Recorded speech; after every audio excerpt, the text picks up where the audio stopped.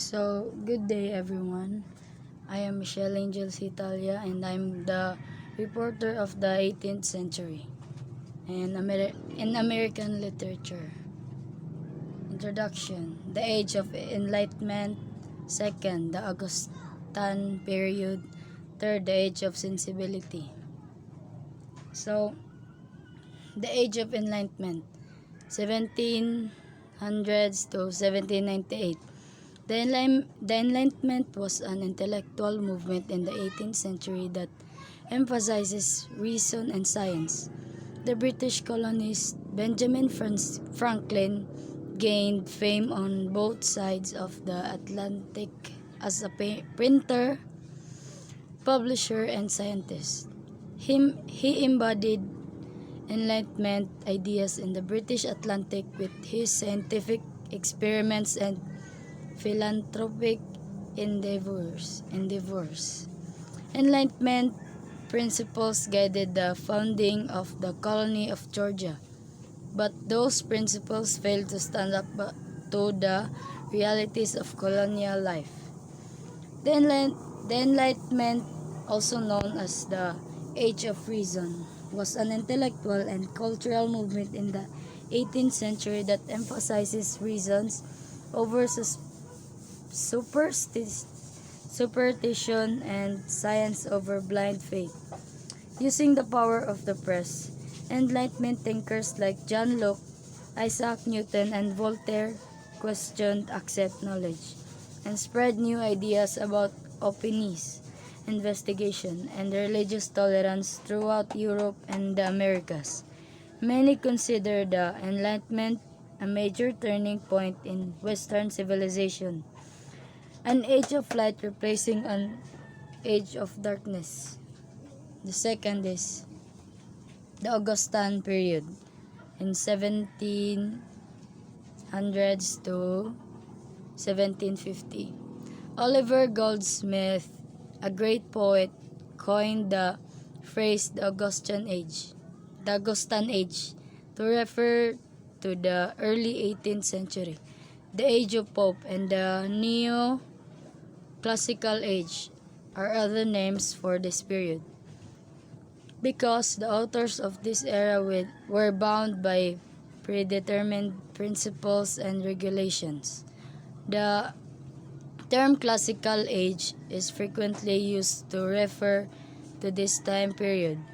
The authors of this era made an effort to emulate the writing styles of Augustus Caesar in Rome's Virgil, Horace, Cicero, and other writers. So the Augustan period, the term Augustan age was primarily used by the great poet Oliver Goldsmith to designate the period of the early 18th century. The writers of this period tried to imitate the characteristic of Virgil, Horace, Cicero, and other writers of Augustus Caesar in Rome. This age, also termed as the Age of Pope and the Neo-Classical Age. It is also evident since we have had the greatest writer of all time in prose, poetry, and drama during this age. Often the term classical age is also used for this period because the writers of this age were governed by set principles and rules. They adopted and regarded qualities such as restraint, simplicity, dignity, serenity, repose, and reasons as something very critical in life. So the third is the Age of Sensibility, 1750 to 1798, also known as the Age of Johnson.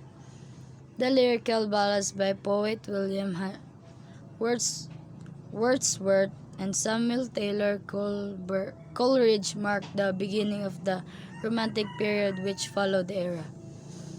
The literary era is named the Samuel Johnson, a poet, a critic, and fiction writer. With his neoclassic aesthetic focused works, Johnson had a significant impact on his time period.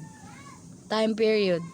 The study of natural and artistic beauty with an eye towards the great classical writers.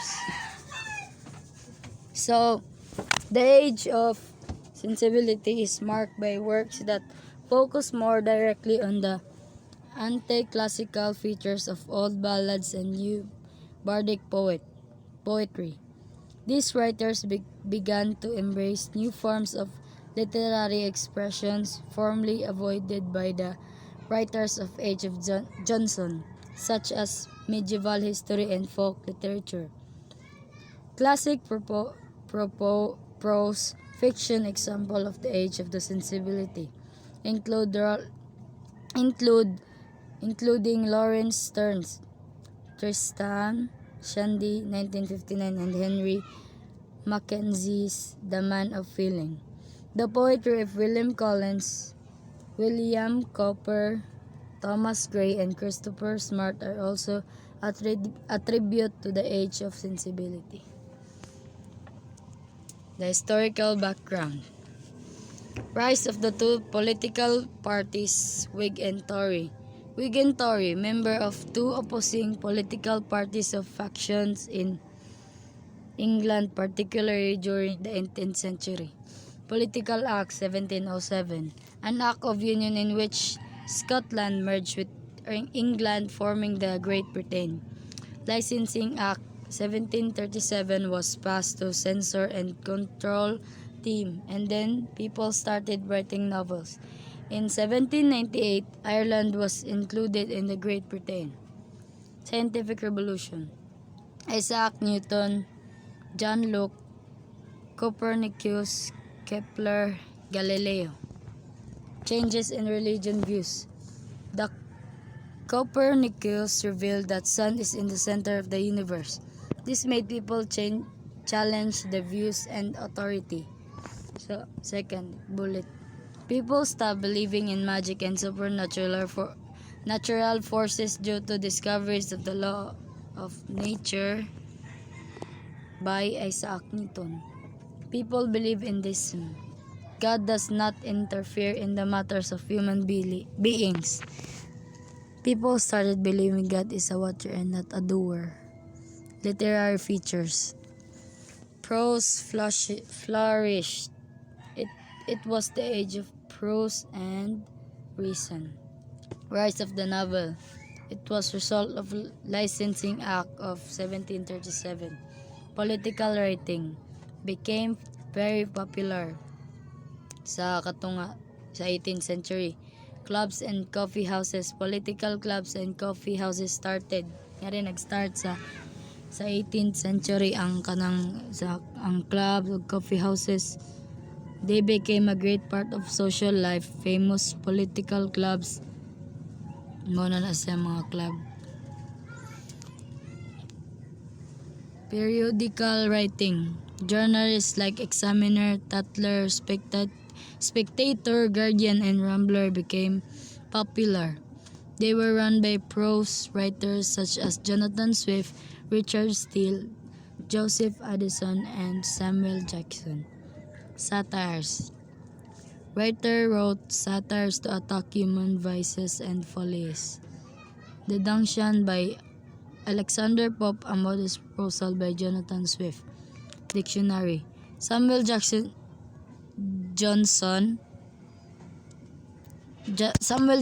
published the Dictionary of English Language in 1755.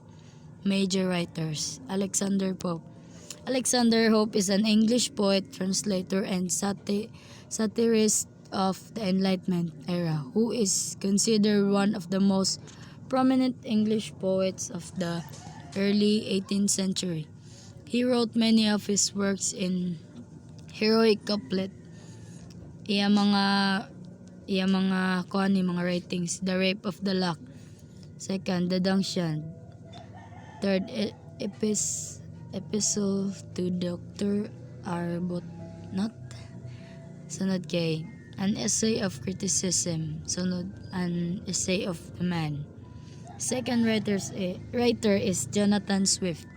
He is regarded by the Encyclopedia Britannica as the foremost prose satirist in the English language, and in less well known for his poetry. Great prose writing and English satirist. Atel iyang kuan gyapon mga writing, mga piece.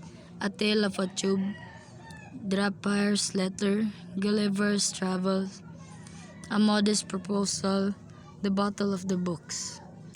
The third writer is Daniel Defoe, basta. An English writer, trader, journalist, pamphleteer, and spy. He was also a pioneer of business journalism and economic journalism. Iyang piece gihapon mga igipong buhat, The Shortest Way with the Dissenters. Sunod, Robinson's Crusoe, Moll Flanders o Roxana. Sunod na writer, Samuel Johnson, often called Dr. Johnson, was an English writer who made lasting contributes as a poet, playwright, essayist, moralist, critic. He also biographer, editor, and lexicographer. This age also called the Age of Johnson. Writings gyapon, London, The Vanity of Human Wishes, Rasselas, Dictionary of the English Language, The Lives of Poets. Next is Samuel Richardson, an English writer and printer known for 3 epistolary novels. Pamela or Virtue Rewarded, 1740. Clarissa or The History of a Young Lady, 1748. The History of Sir Charles Grandison, 1759. Sunod na kanang writer, Henry Fielding, an English novelist, irony writer and dramatist known for earthy humor and satire. His notable works are Tom Jones, Joseph Andrews, and Amelia. Oliver Goldsmith, an Anglo-Irish novelist, playwright, dramatist, and poet, who is best known for his novel The Vicar of Wakefield, 1766. His pastoral poem The Deserted Village, 1770. His plays The Great Natured Man, 1768, and She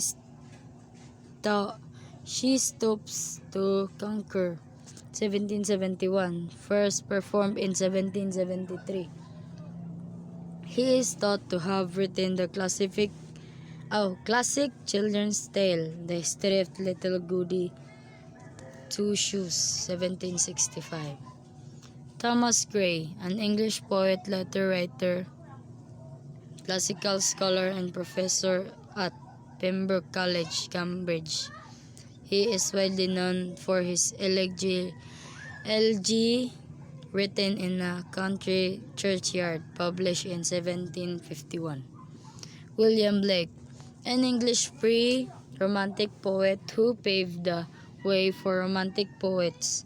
He is now considered a seminal figure in history of poetry and visual art of the Romantic Age. His works are Songs of Innocence, Songs of Experience, Marriage of Heaven and Hell, Vision of Daughters of Albion, Milton, a poem in 2 books, Auguries of Innocence. And that will be all. Thank you.